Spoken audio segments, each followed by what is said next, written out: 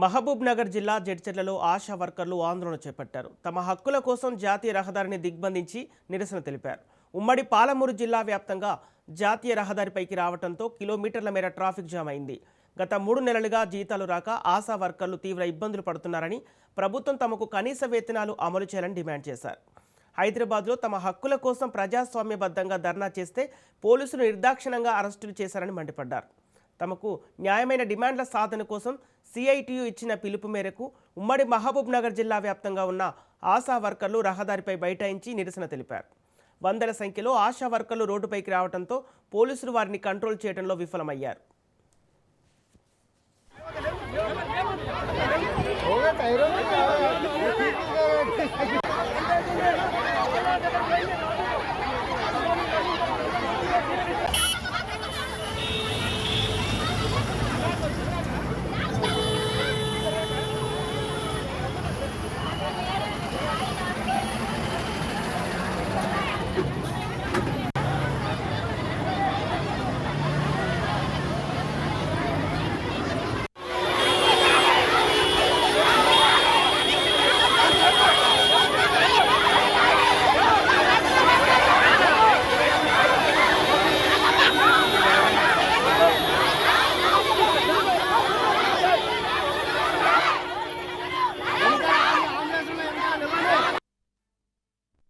మా పేరు నర్సమ్మ, మాది Aluru sub centre Gangapur PSC. మాకు పనికి తగ్గ పారితోషికమే ఉంది.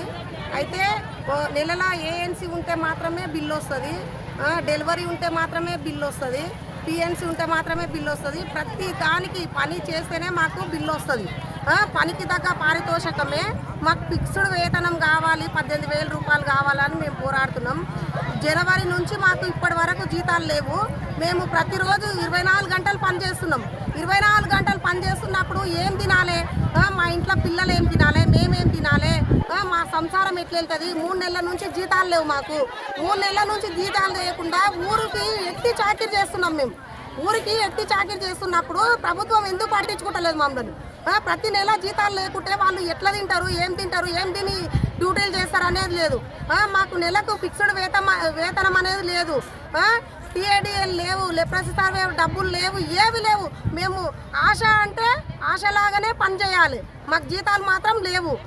కనీసం 18,000 ఇవ్వాలని మేము పోరాడుతున్నాం.